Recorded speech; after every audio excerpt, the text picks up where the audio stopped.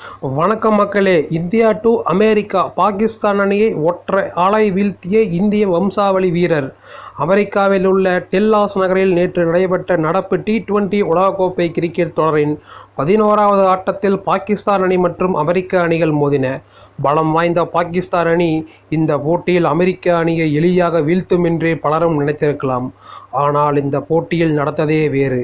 அந்த வகையில் நேற்று நடைபெற்ற இந்த போட்டியில் டாஸ் வென்ற அமெரிக்க அணி முதலில் பந்து வீசுவதாக அறிவித்தது.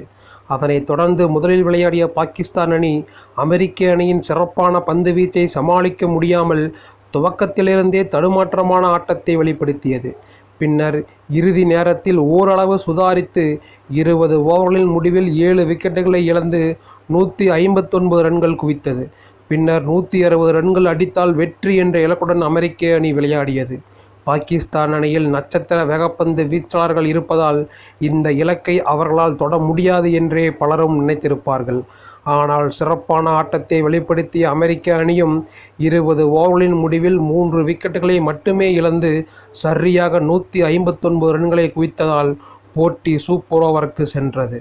அப்போது சூப்பர் ஓவரில் முதலில் பேட்டிங் செய்த அமெரிக்க அணியானது மிகச் சிறப்பாக செயல்பட்டு 18 ரன்களை குவித்தது. பின்னர் 19 ரன்கள் அடித்தால் வெற்றி என்ற இலக்கு நிர்ணயிக்கப்பட்ட போதுதான் அமெரிக்க தரப்பில் இந்திய வம்சாவளி வீரரான சௌரவ் நேத்ரவால்கர் பந்து வீச வந்தார். அந்த சூப்பர் ஓவரில் 13 ரன்களை மட்டுமே விட்டு கொடுத்ததால் 5 ரன்கள் வித்தியாசத்தில் அமெரிக்க அணிக்கு மாபெரும் சாதனை வெற்றியை தேடித் தந்துள்ளார். ஏற்கனவே இந்த போட்டியில் 4 ஓவர்களை வீசி 18 ரன்கள் மட்டுமே விட்டு கொடுத்து 2 விக்கெட் கைப்பற்றிய அவர் சூப்பர் ஓவரையும் அசத்தலாக வீசியிருந்தார். இந்த நிலையில் பாகிஸ்தான் அணியின் தோல்விக்கு முக்கிய காரணமாக இருந்த இந்த வம்சாவளி வீரர் யார் என்பது குறித்த தகவல் பலரையும் ஆச்சரியத்தில் ஆழ்த்தியுள்ளது. அந்த வகையில் அவரை பற்றிய தகவலை இந்த பதிவில் காணலாம்.